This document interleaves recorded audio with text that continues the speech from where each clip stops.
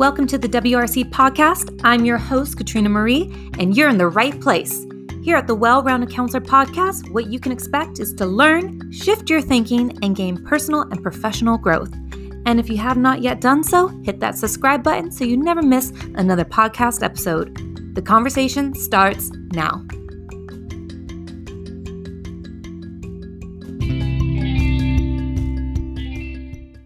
Welcome, everybody, to another episode of the WRC podcast. I am so excited to have an amazing guest, somebody I admire and look up to, and I've gotten to know in the recent year. And I'm super excited to introduce her in just a minute. But before we get started, just a friendly reminder that I am still getting really pumped up about my upcoming book release. So stay tuned. I'm going to put more information down in my show notes for you. If you sign up early and you get on the wait list, you'll get to receive a special early release book launch discount. So please stay tuned for that. Without further ado, I have my lovely guest, Nancy Hamad. And before we get started, I want to introduce who she is because she is brilliant and I think you're going to love her just as much as I do. Nancy is an education and global career development specialist and founder of Bridge the Gap. Nancy is a certified life coach, career counselor, and youth empowerment specialist.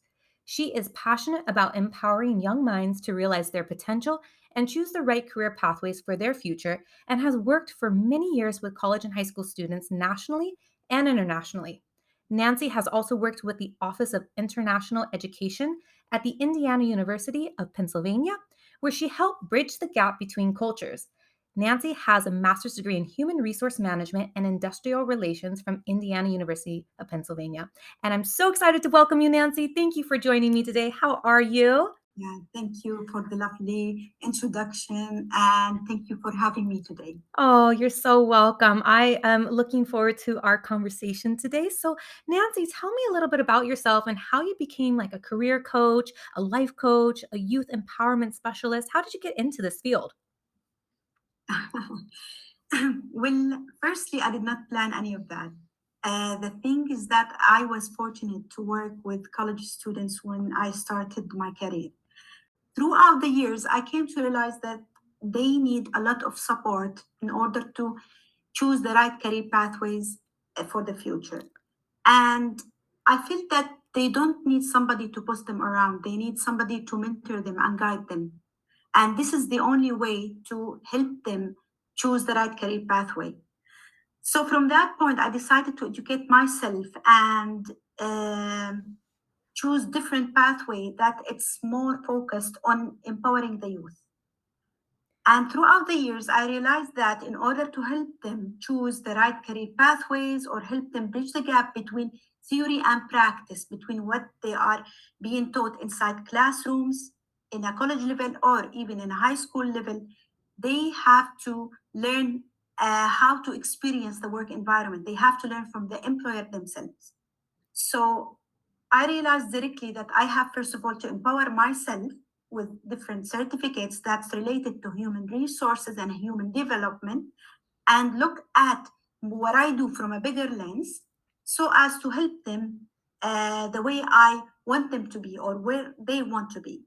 So from that point, I decided to do my master's in human resource management, and my focus was on industrial relations.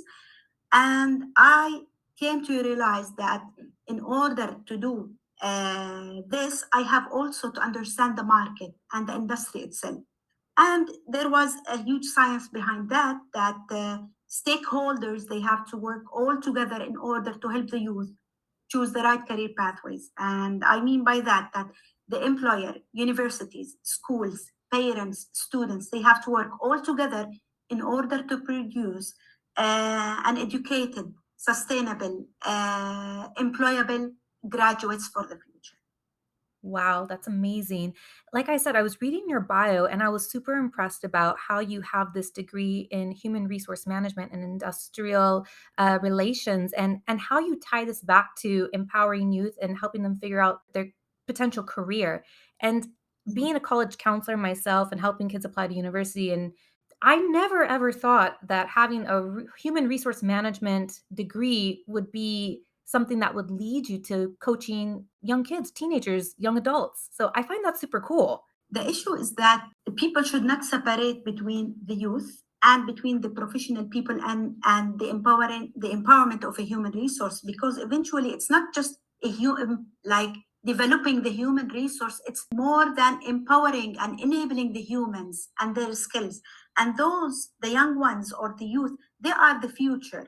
So I think it's part of understanding that we need not just to work with professionals, but we need to start from the younger age. We need to start with the younger age. And I think that it's part of the human development, not just the human resources, the human development, in order to be where we want them to be. So that's why when somebody like talks about, okay, we need to work with the young ones, so my focus is always we need to empower them and enable them to be able to choose the right career pathways, to make the right decisions for the future. So it's part of a human development. This is how I see things. That's very insightful. And how do you empower youth? Like, what are some of the techniques or what are some of the resources you use to empower young people? The most important thing is that enable them to make a decision. Mm, I've worked with many students, with many college students and high school students, and the hardest questions, when you ask them, the hardest question they face is, tell me about yourself. yeah, that can be a very challenging and yet self-reflective question that most people have a hard time answering. Yeah. And the second question would be, what do you like most? Mm, Who are you? hmm. And sometimes, like, they don't know how to express themselves, or they are lost. They cannot, like, understand many things that it's and simple things that it's related to their personalities. So the most important thing is to empower them, is to when empower them is to give them a space to think about themselves. Who are you? Because they matter, because they were used to that people decide for them, their parents decide for them.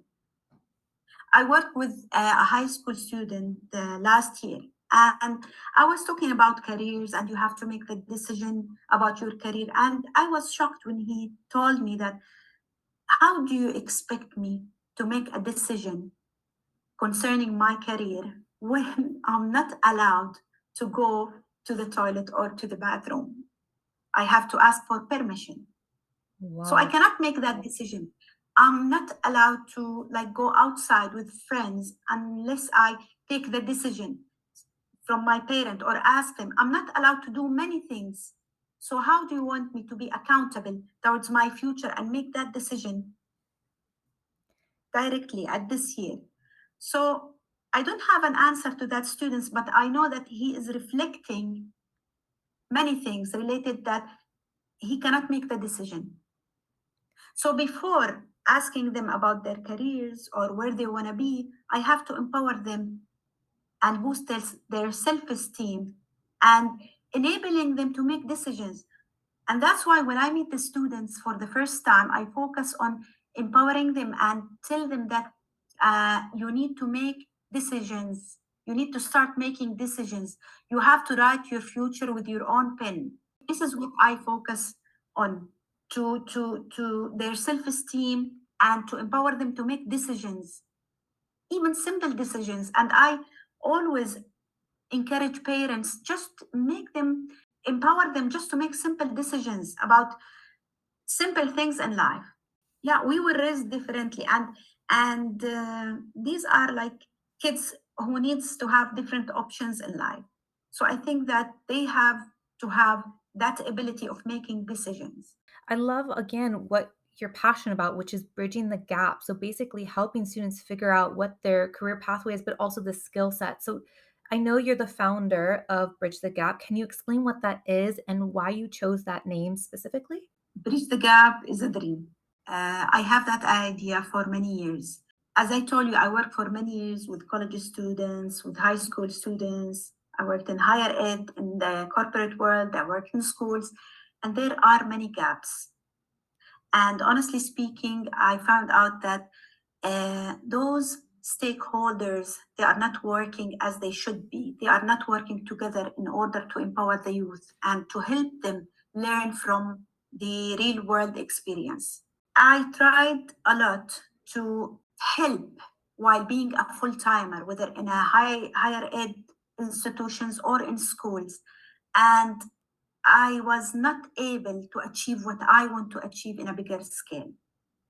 So I have that idea since many years, and Mm. I decided to start the bridge the gap in order to work on different gap related to hands-on programs, related to training, related to real world experience, so as to help the youth, help the students learn more from the employer, and bridge the gap between, again, theory and practice, and what is being taught inside classrooms and what is being taught in a real work environment. And in order to do that, Bridge the Gap is teaming up with many companies in the industry so as to create more and more internship opportunities and hands-on training for students, whether college students or high school students. At the same time, we are focusing on university level institutions, because in order to bridge for the industry or for companies, students, they have to go through the university education. Mhm. The most important thing is to provide them with the right resources, with the right connections, and with the right training that's related, again, to classrooms inside the universities. So basically, we are focused, because it's not just about college application. Anybody can learn how to fill an application, submit the documents. It's about creating a real work environment and a real hands-on programs, whether it's coming from our partnerships with the industry or with the universities. And we try to bridge the gap of hands-on and bridge the gap of information, and help the students learn more in order to choose the right careers for the future. That's amazing, and I can like, I wish you could see my face. I'm smiling ear to ear because I your smile is making my face glow because I can just see the passion coming from you when you say this was my dream, and now you're there helping these young people, in high school and, throughout their college years. Can you share maybe like a student that's possibly one of your success stories or somebody who's on their way to what you would call or define success through the Bridge the Gap program? Could you share maybe like a little anecdote with us? The best example would be my two kids. Tell me a little bit Yeah, about that. one of them, Tala, she wants to study a software engineering. So she's taking one of our programs that's related to coding, programming, and she's so much excited. This program is delivered by one of our partner universities, UAEU. She's so excited about the information that she's getting. Her friends is also joining her with this program. So it's kind of interesting that I can boss her around as a parent. But she's very excited about the program. She's more confident about her career. She was not actually confident about where she wants to go or the major that she wants to go for. But now she's very interested in software engineering. My son, on the other side, he wanted to study medicine. And he was not sure about his choices. So he tried the internship program at one of the hospitals under Bridge the Gap last year. And we managed to arrange for him different career talks related to medicine. And after that, he was confident that he's not interested in that career. Wow. I think you're right. Like, Yeah. it really makes a big difference, that hands-on practical experience. What is the day-to-day task? What are some of the skills you need to learn or really require somebody to actually take this as a career consideration? And so with your daughter, what do you think was like the aha moment for her? Because she wasn't too sure, but then she became sure as she went through your program. So what was maybe that defining aha moment for her? Math. She had that click that she likes math, but she realized that okay, it's all about problem solving, and math is also about problem solving, and software engineering it's also about solving some problems that's related to creating softwares. So she realized that she is in love with math. The more she worked in that project, she came to realize that it's not like a taboo or something that she needs to be afraid of, because she realized that it's something simple. I like math and it's about solving problem. I want to be a software engineer. Engineers also solve problems. So she came all together when she was working in different projects. So I'm glad because she's more confident about her major. Same as my son. Otherwise, I would suffer because he just wanted to go for medicine and he would suffer. So I was glad that he was exposed an in-depth knowledge in the industry of, let's say, a medicine Hmm. and hospitals. Hmm. And he said, no, I don't want that kind of job. I cannot do it in this way. So it was good for me. Like, but he's studying biology now. So he's choosing biology. He wanted to be a genetic counselor, Wow. but not as a physician. So this is good because he knows the difference now between different careers. It makes a huge difference. Like any hands-on practical experience will either help you solidify your decision of, yes, this is what I want, or, ooh, maybe this isn't what I thought, and I kind of like this more. And that sounds like it happened with each of your children, where one really confirmed their interest and the other one was like, I still want to do something within this field, but change directions a little bit, which I always love seeing when a student or a young person has that aha moment. Tell me a little bit about maybe your background in all the different certifications and all the different things you've kind of been through. How does that all get packaged into you being a life coach and a career counselor and a business owner at the end of the day? All of these things have kind of led you to this path of entrepreneurship and networking and counseling. And I'm just fascinated by that. If you ask me these questions like in different time, I would not have a clear answer. But I think within time, everything will fall into place. As we say, been there, done that. Hmm. So I learned hard way. I experienced many things related to working in the industry. When I moved to the higher ed, I realized that it's totally a different environment and it's a fast environment. So I brought that to the education sector. And I was working in a different mindset and mentality. And that helped me a lot in doing what I'm supposed to do and gave me more time to learn new things that's related to the higher ed. And eventually, when you say that, when you experience sitting on the other side of the table, you came to realize that there are many things you were exposed to. So it's kind of like you have a different perspective Hmm. because you've experienced education, you've experienced working in the corporate world, and you have both sides. So your input is totally different than Wow. others. So true.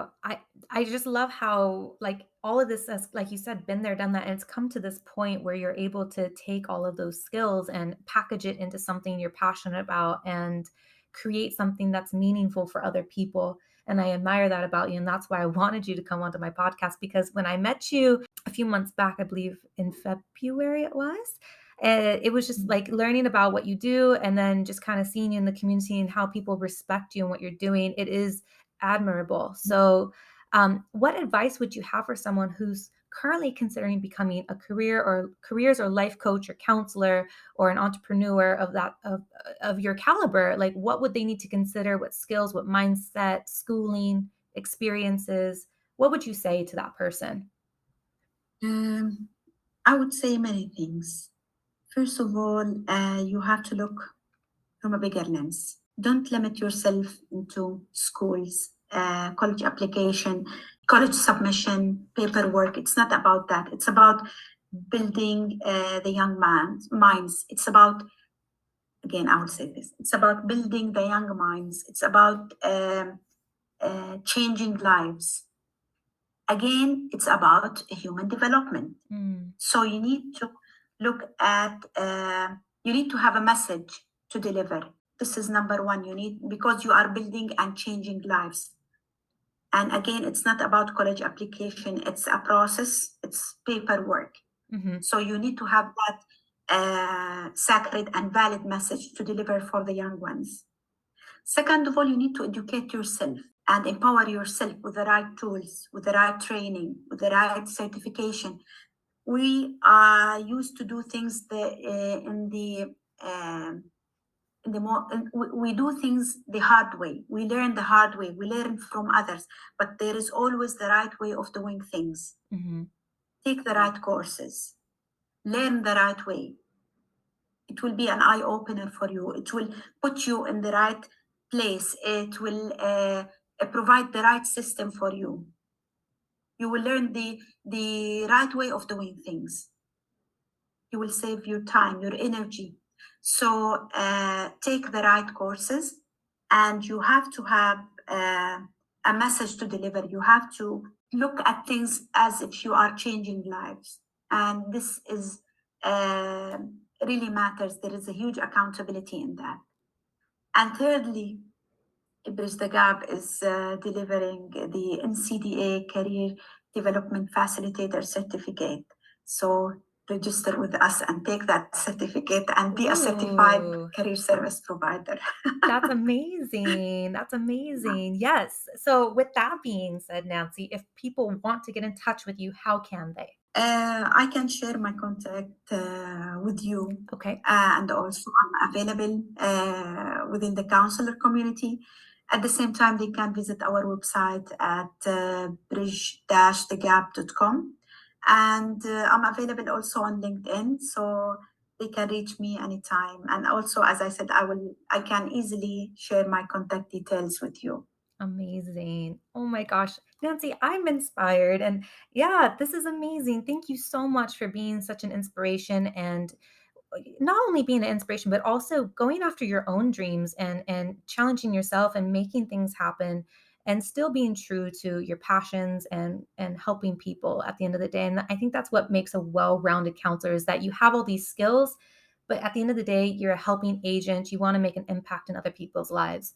And you do that in your own unique way, which I totally admire. So thank you so much for being on the Well-Rounded Counselor podcast today. Thank you, Katrina, for this opportunity, and I look forward to seeing you soon. Same here. Thank you, everybody, for joining in today, and I will leave all of Nancy's details in the show notes, and make sure you get in touch with her if you're interested in joining some of her courses and learning more about Bridge the Gap, because it is a very beautiful program. And if you're looking to build your skill sets, or if you know somebody who's looking to bridge the gap and enhance their skill sets, make sure you get in touch with Nancy. Take care, everybody, and catch you all in the next episode.